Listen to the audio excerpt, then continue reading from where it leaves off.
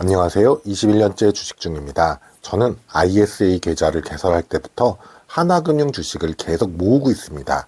오늘까지 제 계좌에서 매매, 배당 둘 다 가장 높은 수익을 안겨준 종목입니다. 하나금융이 저한테 최고의 배당주였던 이유를 한번 알아볼까요? 결론부터 말씀드리자면, 만약에 제가 하나금융을 현금 비중 없이 전부 매수를 했다면 저는 지금 수익은 물론이고 중간에 20%가 넘는 손실에 더 이상 투자를 포기하고 방치했을 것입니다.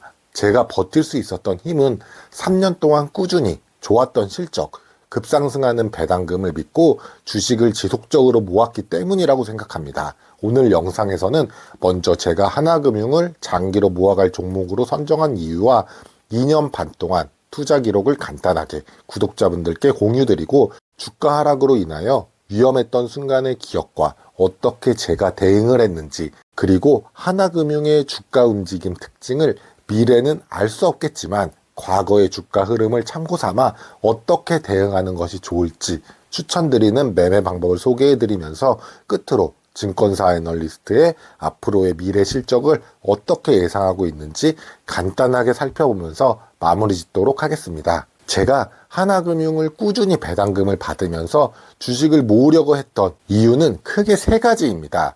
가장 중요한 이유는 ISA 계좌는 여러 가지 혜택으로 인하여 배당주 위주로 포트폴리오를 구성하려고 목표를 세웠습니다. 따라서 앞으로도 지속적으로 꾸준히 높은 배당금을 줄 종목이 바로 하나금융지주라고 판단했기 때문입니다.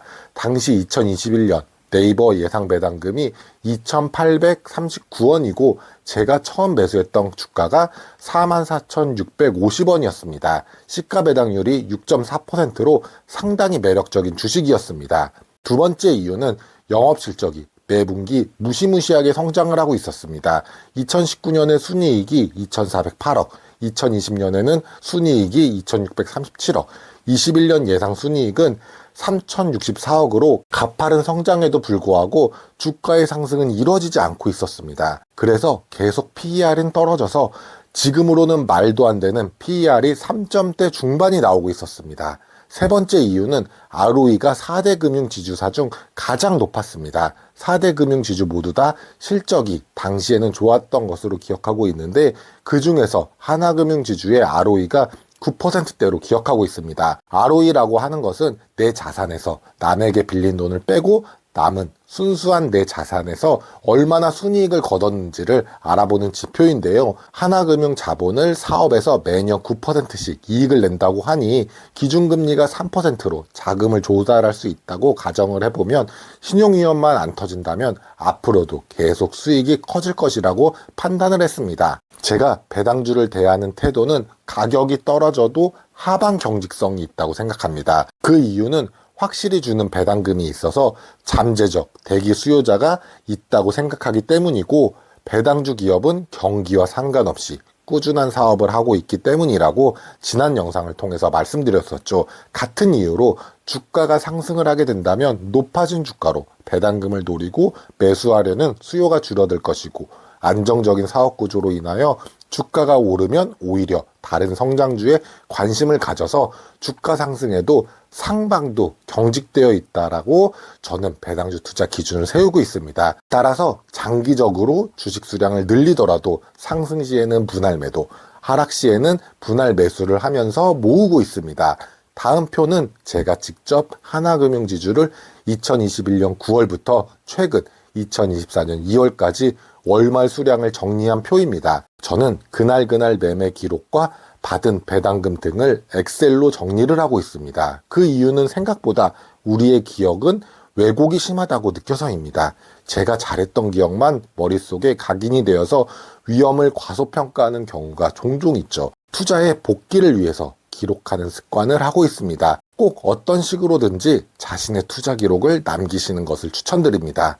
매매를 통한 총 수익은 3월 7일 기준으로 최근 몇 달 주가가 많이 올라서 967만 원이네요. 한때는 2022년 9월에 155만 원까지 손실을 기록했던 적도 있었습니다.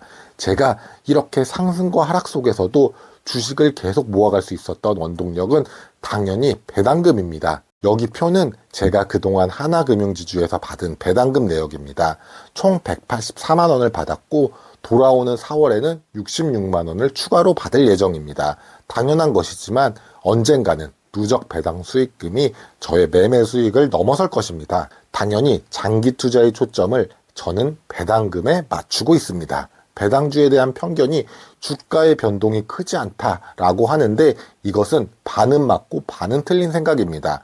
일반적으로 개별 주식보다 변동이 작을 수는 있지만 단기적으로 크게 떨어질 수도 있다고 염두하고 계셔야 하십니다. 제가 하나금융을 투자하고 있던 기간 중에서도 크게 떨어진 경험이 몇 차례 있습니다. 대표적으로 지난 2022년 5월 31일부터 7월 15일까지 약 한 달 반의 기간 동안 주가가 58,800원에서 33,200원까지 약 40% 가까이 주가가 떨어진 적이 있습니다. 저는 5월 31일에 128주를 보유하고 있었습니다. 이 하락 기간 동안 주식을 계속 매수하면서 7월 15일에는 2배가 넘는 수량, 289주까지 수량이 늘어났습니다. 당연히 힘들었고 이 한 종목뿐만 아니라 시장 전체가 떨어지고 매스컴에서는 주식시장이 망했다는 듯한 공포를 더 조장하였었죠. 저 역시 공포스러웠습니다. 현금 비중이 5% 이하로 떨어져서 분할 매수하는 수량도 줄여서 매수했던 기억이 있습니다. 그 당시 ISA 계좌 연간 한도를 다 채우고도 현금 비중이 바닥에 가깝게 갔었습니다. 그래도 그런 단기 하락을 버틸 수 있었던 이유는 현금 비중을 되도록 15% 정도를 가져가려는 목표가 있어서 결론적으로는 싸게 당시에는 3만 원대에 매수를 할 수가 있었습니다. 이때 주식을 지금 2024년 예상 배당으로 나누면 시가 배당률이 10%가 넘습니다. 주가를 예측하기보다는 대응을 하는 것이 마음 편한 투자를 할 수가 있고 그러기 위해서는 현금 비중이 꼭 있어야 합니다. 제가 3년 가까이 하나금융을 투자하면서 매매에 두 가지 팁을 드리자면은 먼저 첫 번째는 위험 관리입니다. 매일은 아니더라도 가끔은 지금 당장 앞으로 일주일간 20% 주가가 하락한다면 나는 어떻게 대응할지를 생각해 보시는 걸 추천드립니다. 그러기 위해서는 일정 부분 현금 흐름이 있어야 되겠죠. 그리고 주가 하락을 싫어하기보다는 박앤세일 20%다 라고 생각하시고 이때 줍줍을 하셔야겠죠.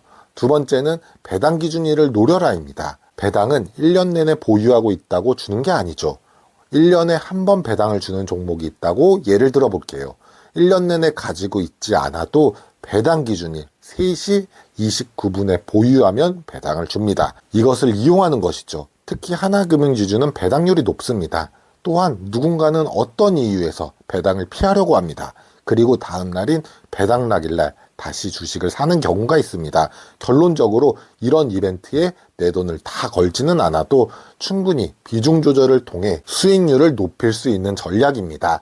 단 배당소득세가 있어서 ISA 계좌를 가지고 계신 분에 한하여 추천드립니다. 그리고 이 내용에 대한 자세한 매매 과정은 저의 올해 배당금 1,000만 원 받는 프로젝트 영상에 자세히 나와 있습니다. 우측 상단 영상을 참고하시면 이해에 도움이 되실 것입니다. 즉 결론적으로 조금이라도 배당을 많이 받고 다음날 받을 배당금보다 더 조금 하락할 때 다시 일정 부분 매도를 하는 전략입니다. 끝으로 앞으로 증권사 애널리스트들은 어떻게 하나금융을 보고 있는지 투자 참고로 같이 보도록 하겠습니다.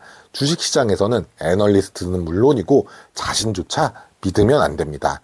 영업 실적은 앞으로도 계속 긍정적으로 올라갈 것이라고 예상하지만 과거 3년과는 영업 성장 속도가 확실하게 떨어질 것이라고 예측을 하네요. 하지만 하나금융은 지금 단계에서 중요한 이벤트가 있죠. 바로 밸류업 프로그램입니다. 주주에게 이익을 얼마나 환원을 꾸준히 잘하느냐. 만약 주주 환원이 잘 되면 주가는 긍정적인 영향을 줄 것이고 추가 상승 여력이 타 금융주주보다 하나금융이 더 있습니다.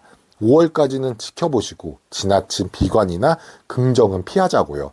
만약 긍정적인 밸류업을 받게 된다면 이제 하나금융의 시가 배당률은 과거 6에서 8%가 아니라 채권 수익률보다 조금 높은 4에서 5%가 되겠죠. 그리고 여기 나온 분기 예상 실적과 앞으로의 발표하는 실적이 얼마나 비슷하게 가는지 아니면 오히려 어닝 서프라이즈가 나오는지 추적하는 노력도 내 자산을 투자하시는 분들이 꼭 병행하셔야 할 일입니다. 지금부터라도 하나금융지주를 장기적으로 접근하시기에 좋은 종목이라고 생각합니다. 그런데 장기 투자를 하신다면 제발 분할 매매를 하시는 걸 추천드립니다. 내일 당장 10%가 올라서 몰빵을 할 것이라는 생각보다 내가 조금이라도 투자를 했더니 작은 투자금이지만 여기서 10%를 벌었구나. 투자를 안 했으면 내 수익은 0이었는데 이런 식으로 너무 결과로 자신의 판단을 질책하기보다는 긍정적이고 미래의 투자에 대응 방법을 생각하시는 투자를 하시길 바랍니다. 주식 투자는 멘탈이 7할입니다. 오늘 영상이 도움이 되셨다면 구독, 좋아요 부탁드립니다.